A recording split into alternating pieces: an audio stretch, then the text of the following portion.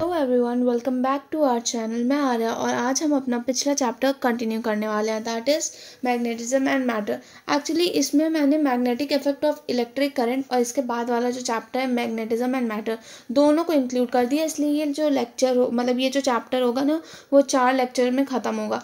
अभी पहले लेक्चर में और इस लेक्चर को मिला के अपना magnetic effect of electric current ख़त्म होगा और आने वाले जो 2 चैप्टर होंगे उसमें basically particular magnetism and matter के बारे में मैं बताऊंगी। So let's get started. तो पहले इसमें अब क्या आता है, charge is projected parallel to the magnetic field. अब अगर जो चार्ज है उसको पैरेलली मैग्नेटिक फील्ड के वो करेंगे प्रोजेक्ट, तो उसकी वेलोसिटी जो रहेगी वो तो कांस्टेंट रहेगी। अब जब वेलोसिटी कांस्टेंट रहेगी तो उसका एक्सेलरेशन जीरो हो जाएगा। एक्सेलरेशन जीरो हो जाएगा तो फोर्स भी उसमें लगने वाला मैग्नेटिक फोर्स जीरो हो जाएगा। ना charge is projected perpendicular to magnetic field. अगर मैग्नेटिक फील्ड जो है उसके परपेंडिकुलरली चार्ज को क्या कहते हैं प्रोजेक्ट कर रहे हैं तो उसकी जो स्पीड होगी ना वो वैरी करेगी। अब जब स्पीड वैरी करेगी तो एक्सेलरेशन भी वहाँ पे कुछ प्रेजेंट होगा और फोर्स वहाँ पे क्या लगेगा, एफ मैग्नेटिक फोर्स, मतलब magnetic force is equal to Q V B. Very very important ना। अब एक सपोज अपना ऐसा सर्कुलर पाथ है और वहाँ पे ये एक है क्या कहते हैं पार्टिकल जो इधर v वेलोसिटी से जा रहा है, उस पर अंदर फोर्स लग रहा है ऐसा f, ठीक है ना। और मैग्नेटिक फील्ड पूरे में अंदर की तरफ है, डायरेक्शन है ये। तो इसका जो रेडियस होगा ना वो हो जाएगा अपना mv/qv और इसका जो रेडियस है आप उसको ऐसे भी लिख सकते हैं 2m इंटू में under root 2m kinetic energy by qv। ये क्या है, ये मोमेंटम का ही फॉर्म है, मोमेंटम का mv, ये क्या है मोमेंटम, ठीक है ना। और इसी को क्या लिख देंगे, under root 2m qv by upon में qb। ये भी बहुत ज़्यादा इंपॉर्टेंट है। टाइम पीरियड देख लेते हैं। फ्रीक्वेंसी टाइम पीरियड क्या होता है, 2πm/qb। वैसे क्या होता है अपना, अगर उसके क्या कहते हैं एंगुलर वेलोसिटी के फॉर्म में देखा जाए तो हो जाता है 2π/ओमेगा। ओमेगा की वैल्यू यहाँ पे क्या रख दी गई है, qb/m, जिससे अपना ये निकला है, ठीक है ना। फ्रीक्वेंसी क्या होता है, इसी का इन्वर्स कर दो टाइम पीरियड का। फ्रीक्वेंसी क्या होता है, इनवर्स ऑफ टाइम पीरियड। तो ये हो गया qb/2πm। Time taken to complete one rotation does not depend upon speed. Very very important, इससे डायरेक्ट एमसीक्यू आ जाता है कि जो जितना भी टाइम लगा है एक रोटेशन को कंप्लीट करने में वो स्पीड पर डिपेंड नहीं करता है। देखिए time taken to rotate through angle theta. अब है क्या, इसका मतलब ये है कि अगर पार्टिकल सर्कुलर पाथ में मतलब कुछ एंगल थीटा तक घूमता है तो उसमें कितना टाइम लगेगा। अगर पूरा सर्कल है तो थीटा 2π हो जाएगा, कंप्लीट करता है। अगर क्या कहते हैं 2π हो जाता है तो यही आ जाता है t is equal to 2πm/qb। ये आ गया अपना थीटा। और अब इसमें कहा गया rotated through any angle theta, मतलब यहाँ पे हमें थीटा की वैल्यू नहीं दी है तो इसको क्या लिखेंगे, t is equal to θm/qb, ठीक है ना। अब ये charged particle is projected from outside region of magnetic field perpendicular to the field. इसका मैं डायग्राम बना देती हूँ। ये है अपना सपोज एक मैग्नेटिक फील्ड, ठीक है ना। अब यहाँ पे एक पार्टिकल है जिस पे चार्ज है -q और उसका मास है m। अब ये यहाँ पे क्या कहते हैं परपेंडिकुलरली आया, एक सेकेंड, ये ऐसे परपेंडिकुलर एंटर किया मैग्नेटिक फील्ड में, इधर भी वेलोसिटी इसकी भी है, इधर फोर्स m लग रहा है। अब यहाँ पे ये कुछ फोर्स क्या कहते हैं इस पे लग रहा है। अब जब फोर्स लग रहा है इस पे तो ये अपनी डायरेक्शन चेंज करेगा। तो ये डायरेक्शन चेंज करके ऐसे गया और यही परपेंडिकुलरली बाहर निकल गया। तो अब इसमें हुआ क्या कि देखो ये जो अंदर वाली पोर्शन है ये हो गई मैग्नेटिक फील्ड, इसका डायरेक्शन क्या है ऐसा अंदर क्या कहते हैं बाहर की तरफ है, ठीक है। अब नेगेटिव चार्ज पार्टिकल है जिसका मास है m, वो v वेलोसिटी से बाहर से क्या किया, जो मैग्नेटिक फील्ड है उसके अंदर परपेंडिकुलरली एंटर किया। अब जब एंटर किया तो उसमें कुछ मैग्नेटिक फोर्स लगा। अब मैग्नेटिक फोर्स जो लगा है F, जो कि होगा q v इंटू बी, ये डायरेक्शन हो गई फोर्स की। अब यहाँ पे चार्ज निगेटिव है, चार्ज अपना निगेटिव है, मतलब जो फोर्स होगा वो अपोजिट हो जाएगा। चार्ज नेगेटिव है तो फोर्स अपना अपोजिट हो जाएगा। तो जो पार्टिकल है वो अपोजिट डायरेक्शन में बेंड कर लेगा और वो एक अपने क्या कहते हैं सर्कुलर पाथ में मूव करना स्टार्ट कर देगा। अब इसमें पार्टिकल का पाथ कैसा हो देख लेते हैं। जो पार्टिकल है वो सर्कुलर आर्क में, मैग्नेटिक फील्ड के अंदर एक सर्कुलर आर्क में मूव कर रही है। अब ये यहाँ पे जैसे कि कंटिन्यूस मैग्नेटिक फोर्स लग रहा है तो उसकी डायरेक्शन तो चेंज होगी बट उसकी स्पीड कांस्टेंट रहेगी। मैं ये चीज़ लिख देती हूँ कि यहाँ पे जैसे क्या है कि जो मैग्नेटिक फोर्स है वो यहाँ पे जो क्या कहते हैं मैग्नेटिक फोर्स लग रहा है उसकी वजह से इसका डायरेक्शन जो होगा वो तो चेंज होगा बट इसकी जो स्पीड रहेगी वो कांस्टेंट रहने वाली है। और इससे क्या होगा कि जो मोशन होगा वो पूरा मतलब कंटिन्यू चलता रहेगा जब तक क्या कहते हैं जो पार्टिकल है वो लेफ्ट साइड से फील्ड के बाहर नहीं निकल आता है। अब यहाँ पे डेविएशन कितने का हुआ, 180 डिग्री का हो रहा है ना। अब इसमें डेविएशन ये देखो 180 डिग्री का हुआ, मैंने यहाँ पे लिखा है। तो इस पे एफ एवरेज कितना लग जाएगा अपना 2qvb, क्योंकि ये फॉर्मूला था एफ एवरेज का। यहाँ पे थीटा की वैल्यू रख दी है 180 डिग्री तो उसकी वजह से क्या आ गया 2qvb। अब जनरल फॉर्मूला क्या है इसमें टाइम पीरियड के लिए, M theta by Q B. यहाँ पे थीटा की वैल्यू मालूम है 180 डिग्री है तो इसकी टाइम पीरियड की वैल्यू आ जाएगी पाई एम क्यू वी। तो अपना ये स्पेशल केस, इसमें क्या है कि charge particle is projected at some angle with boundary of magnetic field inward. इसका मैं डायग्राम बना देती हूँ। ये है सपोज अपनी एक मैग्नेटिक फील्ड, ठीक है ना। इसका डायरेक्शन क्या है अंदर की तरफ है और यहाँ पे अपना जो पार्टिकल है वो पहले ऐसे एंटर किया फिर यहाँ पास से ऐसे निकल गया, ठीक है ना। और इसका फोर्स इधर को ये लग रहा है एफ, ये इसकी वेलोसिटी हो गई। इधर भी ये फोर्स इधर को लग रहा है एफ, ये था चार्ज पार्टिकल, ठीक है ना। ये इधर से ऐसे गया तो इसकी फोर्स इधर को लगी और फिर ये ऐसे डेविएट करके इधर को निकल गया। और ये जो है ये दोनों फोर्स यहाँ पे कुछ एंगल थीटा बना रही हैं। तो यहाँ पे हुआ क्या है, इस क्वेश्चन में क्या हुआ है कि जो मैग्नेटिक फील्ड है वो पेज के अंदर है और जो चार्ज है यहाँ पे वो है अपना पॉजिटिव, ठीक है ना। तो जो पार्टिकल एंटर कर रही है मैग्नेटिक फील्ड में वो कुछ एंगल थीटा से क्या कहते हैं वो एंटर कर रही है जिस जब वो मतलब इस मैग्नेटिक फील्ड में एंटर कर रही है। सॉरी गाइस, बीच में थोड़ा ग्लिच आ गया था तो पूरा मैसअप हो गया। यहाँ पास से अब देखते हैं कि charge particle projected at some angle with boundary of an outward magnetic field. इसका यहाँ पे ये रहा अपना मैग्नेट ऑब्जेक्ट जो वी वेलोसिटी से इधर को जा रहा है, मतलब परपेंडिकुलरली उसमें कुछ फोर्स लगेगा तो ये इधर लग रहा है। अब यही पार्टिकल जो है ऐसे वो सर्कुलर पाथ मूव करके इधर से निकल रहा है तो यहाँ पे ये वी वेलोसिटी जा रहा है, मतलब फिर से परपेंडिकुलरली इसमें कोई फोर्स लग रहा है। तो यहाँ पे जो क्या कहते हैं पार्टिकल है वो एक बड़े आर्क में ट्रेवल कर रहा है और यहाँ पे जो क्या कहते हैं मैग्नेटिक फील्ड है उसकी डायरेक्शन आउटवर्ड है तो इसका जो सेंटर है वो outside the magnetic field lie करेगा। इसमें बेसिकली एंगल ऑफ डेविएशन क्या है 2 पाई माइनस 2 थीटा। तो टाइम पीरियड यहाँ पे आ जाता है m इंटू में 2 pi minus 2 theta by Q V. अब एक इंपॉर्टेंट क्वेश्चन है, time required when q loses contact on smooth inclined plane. ये q है वो अब स्मूथ इंक्लाइन प्लेन में चल रहा है तो इसमें फोर्स देख लेते हैं कौन कौन से लगेगा। एक नॉर्मल लगेगा, एक क्यू वी बी नॉट लगेगा और एक लगेगा अपना एम जी कॉस थीटा। तो यहाँ पास से जब वो कांटेक्ट लूज कर रहा है तो नॉर्मल उसका 0 हो जाएगा तो वेलोसिटी क्या आ जाएगी M G cos theta by Q B naught. V यहाँ पे क्या आ जाएगा, वी अपना जो ये वाली वेलोसिटी है ये, और V after losing the contact will be same ना। सेकेंड क्वेश्चन क्या है, charge particle is projected perpendicular to the magnetic field then D R is. तो यहाँ पे है क्या कि ये एक चार्ज पार्टिकल है क्यू जो कि ऐसे मूव कर रहा है परपेंडिकुलर, ठीक है ना। तो जब ये मूव कर रहा है वी वेलोसिटी से तो इसमें पूछा डी और आर का रिलेशन क्या होगा। ये एंगल क्या है, ये एंगल है अपना डेल, तो ये वाला एंगल जो होगा ये भी अपना डेल होगा ना। फिर उसके बाद ये वाला जो एंगल हो जाएगा वो हो जाएगा 90 माइनस डेल। ये वाली जो डिस्टेंस है इसको लिखेंगे d और ये वाली जो डिस्टेंस है उसको लिखेंगे r। तो साइन डेल क्या आ जाएगा d बाय आर आ जाएगा, वहाँ पास से d की वैल्यू आ जाएगी r साइन डेल डेल जो है यहाँ पे वो क्या है, एंगल ऑफ डेविएशन है। तो डेल की वैल्यू और क्या आ जाएगी, साइन इनवर्स डी इंटू में डी बाय आर। डेल क्या है, एंगल ऑफ डेविएशन है। नाउ एक इंपॉर्टेंट केस क्या है कि ऑब्जेक्ट जो है वो v वेलोसिटी से जा रहा है at an angle theta from the magnetic field.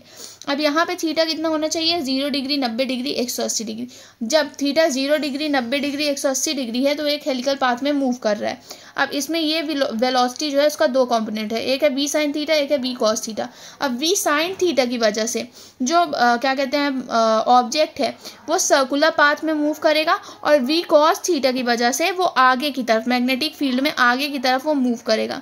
अब यहाँ पे रेडियस क्या आ जाएगा, वो आ जाएगा mv sine theta by qv, जो कि बहुत बहुत ज़्यादा इंपॉर्टेंट है।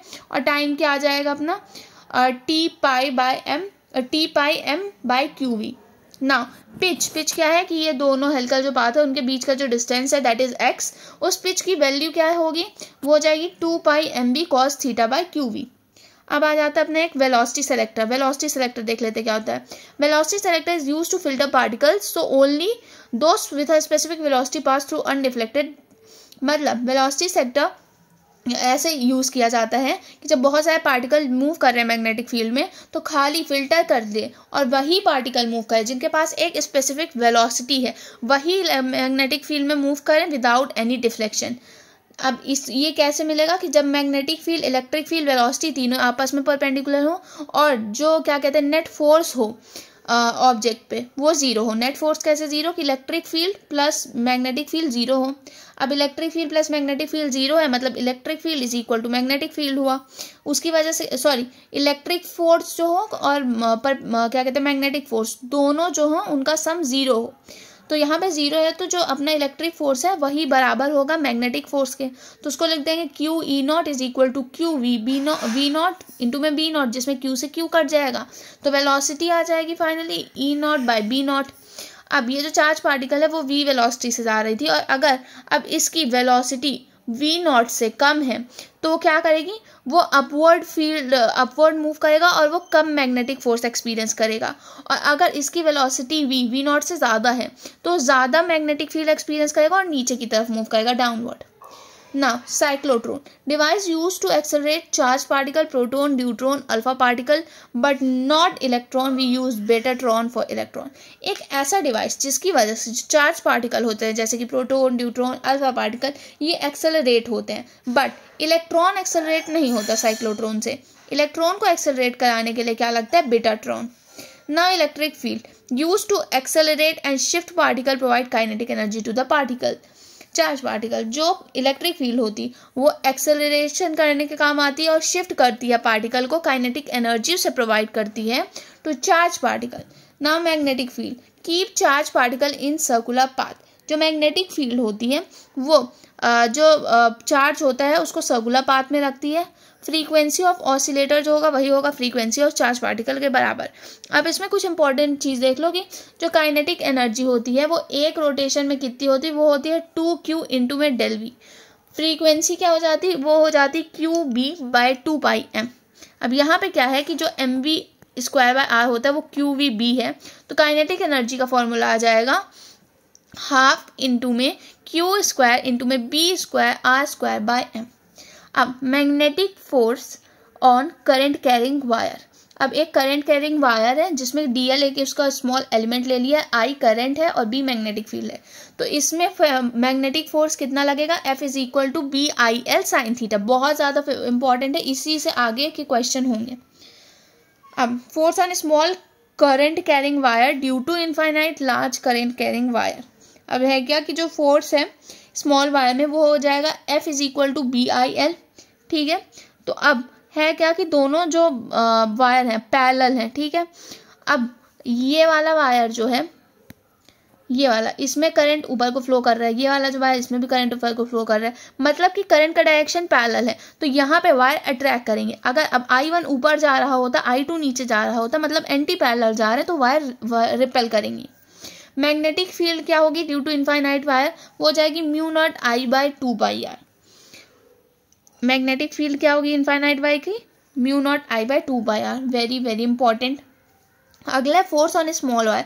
छोटे वाले वायर पे क्या फोर्स लगेगा, B F is equal to B I L, जिसमें होगा म्यू नॉट I1I2L/2πD। तो अब इसमें क्या है कि इसमें ये चीज़ बहुत ज़्यादा ध्यान रखने का है कि I1 और I2 कब I1 लेना है, कब I2 लेना है, और I1 किसका है, I2 किसका है, ठीक है ना।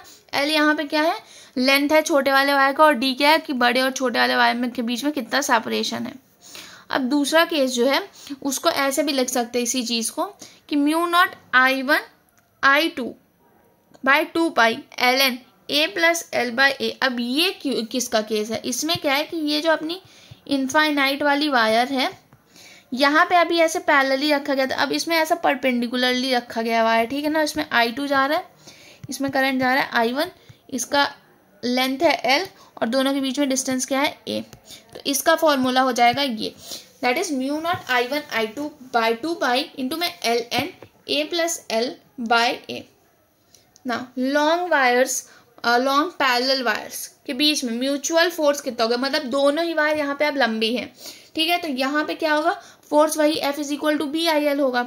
तो अगर पूछा जाए कि ये है अपनी एक वायर इनफाइनाइट लॉन्ग है, ये है दूसरी वायर, ये भी इनफाइनाइट लॉन्ग है, ये इसमें करंट जा रहा है I1, इसमें करंट जा रहा है I2, दोनों के बीच में डिस्टेंस है A। अब अगर पूछा जाए फोर्स पहली वायर में with respect to second wire कितना लग रहा है, वही होगा force in second wire with respect to I। दोनों का फॉर्मूला सेम होगा, म्यू नॉट I1I2/2πA। A क्या हो जाएगा, दोनों के बीच में डिस्टेंस कितना है, ठीक है। अब आ जाता है अपना अगला, that is Biot-Savart law in terms of velocity of particle.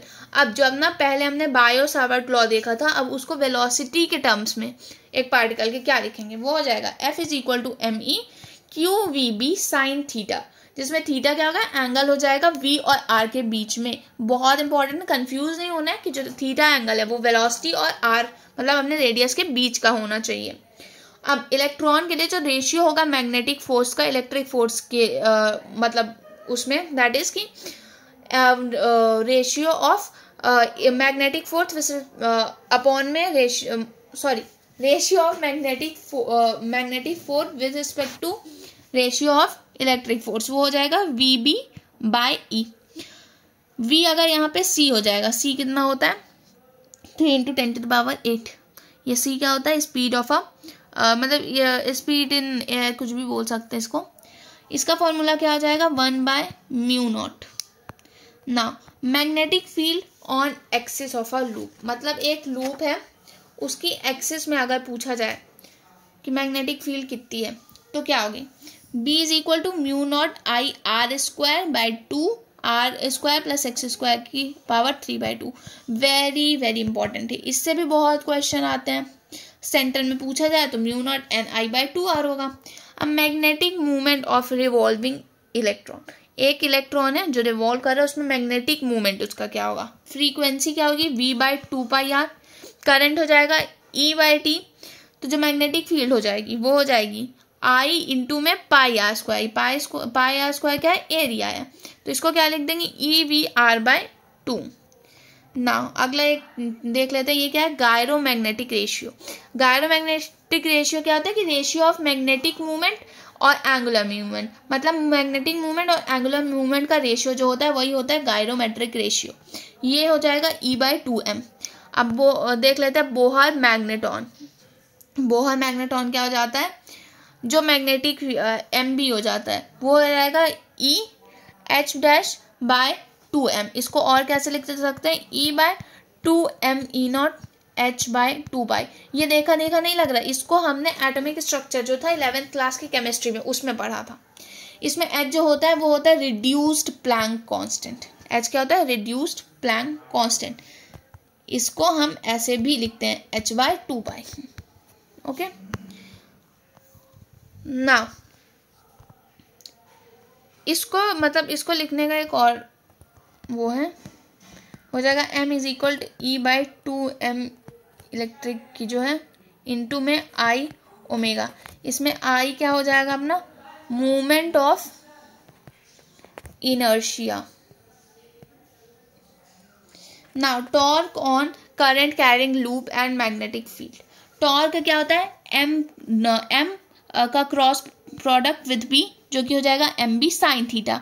बहुत ज़्यादा इंपॉर्टेंट है ये भी, वेरी इंपॉर्टेंट। थीटा क्या हो जाएगा, angle between M and B. Magnetic potential energy का फॉर्मूला ये भी बहुत ज़्यादा इंपॉर्टेंट है, जो कि हो जाएगा minus M B cos theta. Now circular current loop में magnetic dipole, as magnetic dipole, मतलब जो सर्कुलर करंट लूप है वो एज अ मैग्नेटिक डाइपोल कैसे बिहेव करेगा। A current carrying circular loop, a current carrying circular loop generates a magnetic field similar to a bar magnet acting as a magnetic dipole। जो current carrying circular loop होगा वो जो जब magnetic field generate करेगा तो कैसे करेगा, as a bar magnet, जैसे बार मैग्नेट जनरेट कर रहा था ना वैसे ये भी जनरेट करेगा। Now very important, moving coil galvanometer, ये किसके प्रिंसिपल पे वर्क करता है, torque on current carrying loop. किसके प्रिंसिपल में बेस्ड है, torque on current carrying loop. If number of turns in moving coil galvanometer increases then current sensitivity will also increase. मतलब कि एक जो मूविंग कॉइल गैल्वेनोमीटर है उसमें नंबर ऑफ टर्न्स अगर बढ़ रहे हैं तो जो उसकी करंट सेंसिटिविटी है वो भी बढ़ेगी, बट वोल्टेज सेंसिटिविटी सेम रहेगी। क्यों, क्योंकि रेजिस्टेंस जो है वो भी बढ़ रहा है। अब टॉर्क क्या हो जाएगा इसमें कॉइल में, T is equal to M B sine theta, जो कि हो जाएगा एन आई बी ए। ये T नहीं है बेसिकली, ये टॉर्क का ऐसा होता है सिंबल है ना, तो ये हो जाएगा एन आई बी ए कॉस थीटा। ओके, अब टॉर्सिनल कांस्टेंट अगर पूछा जाए तो वो हो जाएगा C इंटू थीटा। थीटा जो होगा वो हो जाएगा BINA बाय C, ठीक है ना। तो ये वाला जो फॉर्मूला था इसी के आगे सी थीटा भी लिख देते हैं। करंट सेंसिटिविटी इसमें क्या आ जाएगा, I as is equal to BAN by C, जिसको हम ये भी लिख सकते हैं थीटा बाय आई।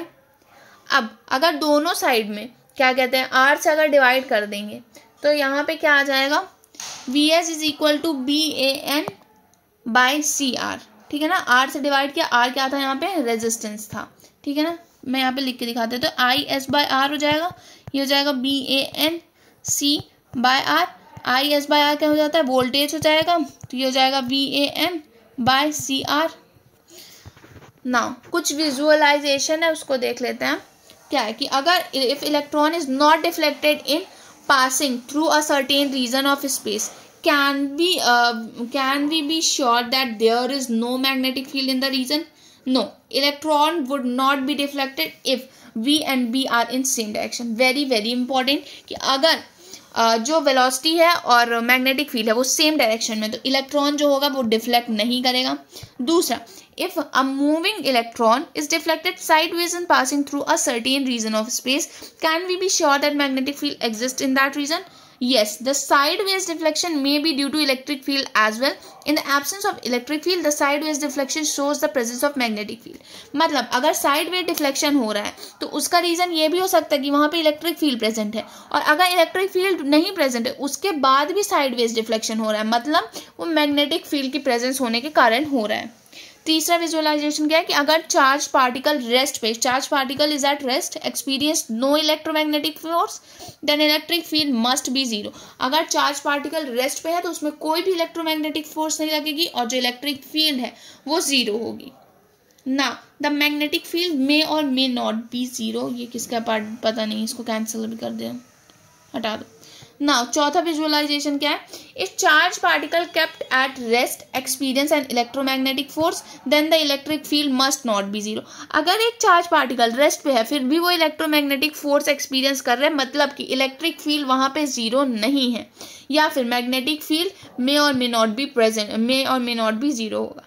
पांचवा विजुअलाइजेशन क्या अपना, कि अगर चार्ज पार्टिकल प्रोजेक्ट हो रहा है एक ग्रेविटी फ्री रूम में, वो डिफ्लेक्ट करेगा दोनों में, किसमें, on the both field can not be zero.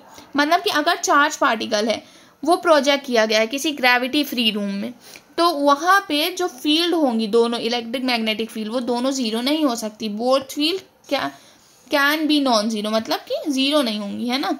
Sixth visualisation क्या है, अ charge particle moves in gravity free space without change in velocity. एक जो चार्ज पार्टिकल है वो ग्रेविटी फ्री स्पेस में जा रहा है बिना किसी चेंज की वेलोसिटी के, तो उसके पॉसिबल केसेस क्या हो गए कि E is equal to 0, B is equal to 0 और E is equal to 0, B is not equal to 0 और E is not equal to 0 और B is not equal to 0। ठीक है ना। अच्छा, कुछ विजुअलाइजेशन इसमें नहीं लिखा है, मैं उसको लिख के बता देती हूँ। विजुअलाइजेशन नंबर 7 विजुअलाइजेशन क्या कहता है कि if a charge particles move along a circle under the action of possible constant electric and magnetic field then the possible cases are, यहाँ पे मैं लिख देती हूँ, a charge particle moves along a circle under the action of possible constant electric field and magnetic field। तो उसमें कुछ possible cases क्या होंगे,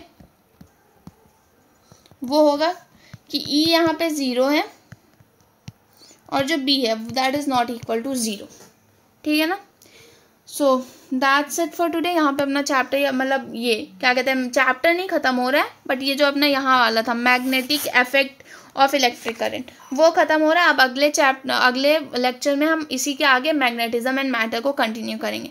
thank you for watching, bye bye.